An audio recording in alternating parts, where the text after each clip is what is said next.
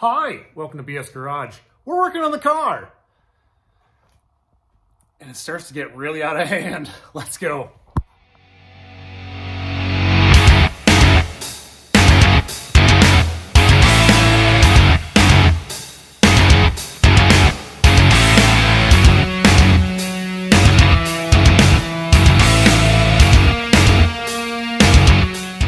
So I don't really know where I'm going to be stopping with this one, but I do know that I got to start somewhere in order to start making the revisions for 2023.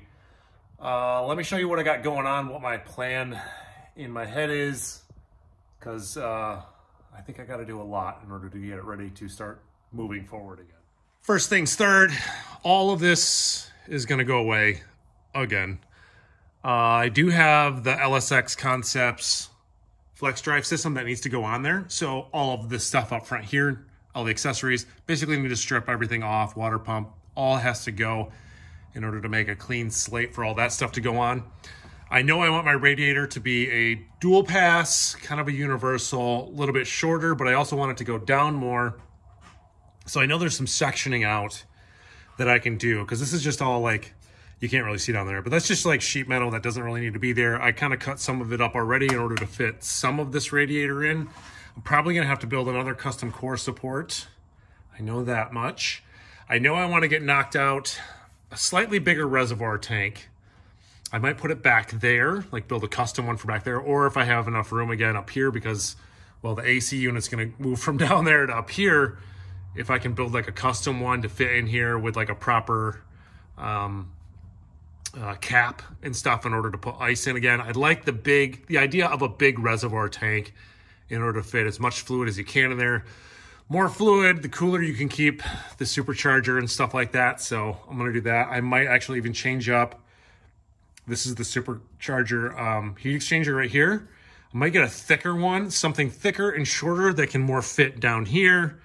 I know I have to change up probably the hood latch system, because this is it right here. And I think it kind of dug into the transmission cooler somehow. Actually, yeah, somehow down in here, because this is the transmission cooler and it leaked everywhere. I got a hole in it somewhere. Don't know how it happened, but it happened. So I have a new one of those that somehow I have to work into this. And I am going from I want to try to just run a single one, a single low pressure drop. I believe that's what they're called. Transmission cooler instead of the dual, because if you remember, I had that one and then I also had one down here, but I don't know, I don't like that idea. I don't like two. What do you need two for? Just get one that's more efficient, make it work. So yeah, all of this is going away, and then I also have some chassis modifications I need to do underneath. All right, so under the car, I got a universal 4-inch drop cross member here for transmission. It's just sitting in here because I wanted to see where it lays. And on top of these pipes here, it pretty much lines up directly with where that one is. So this was like a chassis kit for a shoebox, a 55 through 57 Chevy, and I made it work for my car. But as you can see, like, this really doesn't have a drop to it. It's got more of an angle to it and where it attaches and how it attaches. Never really liked it anyway. And then I had to make some sacrifices with the exhaust system and how that laid out. But as you can see, if I went to something like this, somehow mounted it on the top of here with like a plate and then another plate, and then they bolt together, it would leave me so much more room for exhaust. And I never really liked the way I did the exhaust to begin with, so we might redo all of that, new X pipe, new way of routing it, and then just have it kind of come back and then split up, because it was just kind of, I don't know. I didn't like it. So we're redoing that too. And then this bar too, it's got to go. If you can see how much lower that bar is, it's almost like tire height there. I've hit that on so many things. It is unbelievable. I don't know why I didn't see that when I first kind of put that in there, but it's got to go. I have a straight bar, a straight piece of whatever, what size is this, inch and half? No, inch and whatever. Another size, this straight bar, but I got my pipe bender. So I want to make something custom. I think that will kind of come up in here and then come down, because again, I want to leave room for exhaust right here. So up, down, drive shaft loop in order to protect that, because this is like, this is 10 inches, you know? So we're going to get rid of all of this. And then I also want to run the exhaust out the backside. And, well, I got to get creative, I think, with this and how it's all going to work. I got a kind of a plan in my head, but nothing's set in stone. So that's going to look how rusty these rotors are. God, I hate Michigan. I hate it so much. So we got to clean those up too. I'm also going to switch out the rear gears. I got to order these yet too.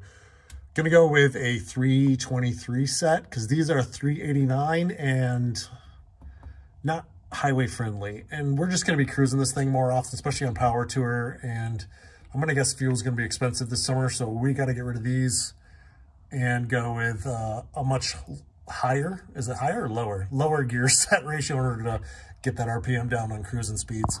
So that's all the plans. But in order to do all of this, I think because there's some welding on the chassis and stuff I have to do, it's so tight to the body. I don't think it's going to take much in order for me to unbolt the body from the chassis, raise it up 4 inches with some like 4-inch blocks or something like that, and go from there. So I think that's where I'm going to be. It's February right now, so we got plenty of time to get all this done. So I may as well get to it now. Let's start with the front. I am getting somewhere. Just, you know, we're going to do 300 steps back to take 1 step forward. But got the majority of my coolers and stuff out and out of the way. Minimal mess. Just kidding. All the mess. Every single mess. And then I just saw something that freaked me the F out. Check this out. So I started tearing the car down before winter kind of hit. And then I kind of walked away from the project. And I left that open. I shouldn't have. I should have stuffed that with something. But because my barn is so amazing, and you can see all the holes that were there, but I covered it up with all plastic. Long story short, it snowed in here. It snowed in here a good half a foot. I would have to say the car was covered. Everything was covered a good 10 feet back. Absolutely sucked. And what I think happened is that it snowed in its hole. Because look at... There's water in there. That's not cool. So I think the way these work is it goes in and then it gets sucked up through the blower and then back down. So nothing went into the block the way these superchargers work. So I think I just got a bunch of water just sitting in the bottom of the supercharger. This is so dumb. So I'm gonna go ahead and soak all of that out and then continue to tear this thing down. You know, there are so many jokes that we could make right now, but we're not gonna, because we're grown up here. We are mature, and we're not gonna go there with this one.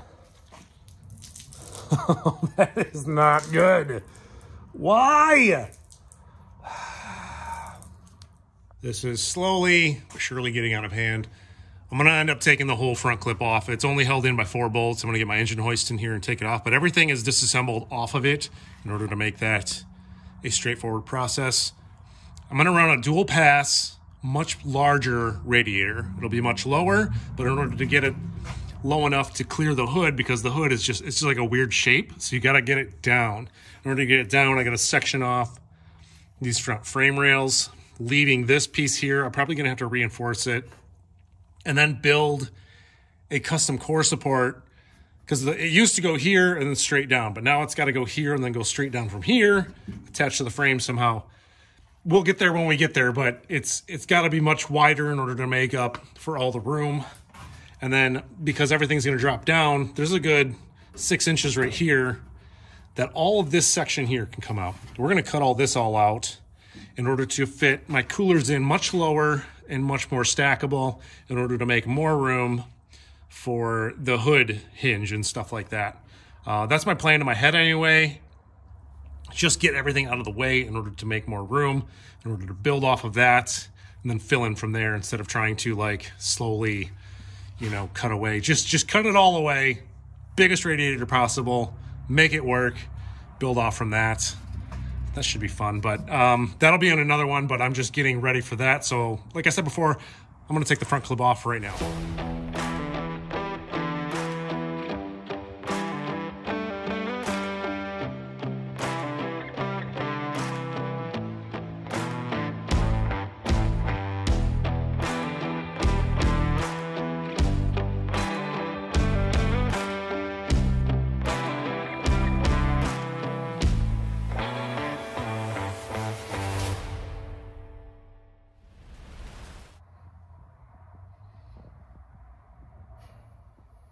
Not gonna lie, that did not go as planned. Put a few more scratches in it, but that's the beauty of a patina car, right? It doesn't matter. You can scratch it up as you're working on it. Adds character, lets you know that you're screwing up. What now? What should we do now? I think taking off the rest of the accessories is the game plan. It's getting kind of late, but by the time I get all that done, we're gonna call that a night. Got all the accessories and brackets and everything off the block, everything but the balancer there. I'm gonna wait to do that when I am ready to install the new ATI setup. But I was thinking, the amount of water that I pulled out of there, that's way too much for it just to be snow. So I took my hose here, hooked it up to the cooler, poured some water in it, and sure enough, she filled up. So there's like a cooling brick, like a heat exchanger brick inside there, and it must have frozen and popped. I drained it, but I didn't blow it out, and I should have, and there must have been a bunch of water in there, and we had some sub-zero temperatures a couple of weeks ago, and that's probably what did her in. And I thought I was running like some kind of antifreeze, like it was like a coolant for superchargers and stuff like that, but must not have done its job good enough. Yeah, let's get that brick out of there a minute and see how bad she is. Got the lid off, sitting down there. I got the brick out and she's broke. See right down there, all those fins? None of those are connected anymore. So that's cool. I'm guessing that's exactly what happened, is it get way too cold in here and it burst. Like you can see that it's actually bowed out on that side, and that sucks. I even welded in like a burst panel there. They say to do that for boost reasons, because it'll get boost and then it'll flex too much on that weak end. But that's junk. So I'm gonna have to look into, I'm just gonna guess a factory replacement and be mindful of it next winter season, and blow the thing out or take it apart. What a pain.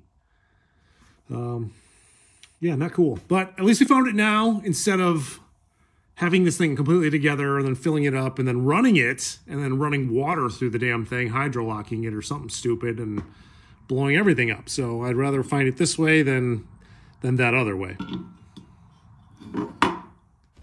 This is where I'm going to call this one. I've had enough for one night, but I just want to give you guys a little bit of an update on my plan and going forward into making this car right.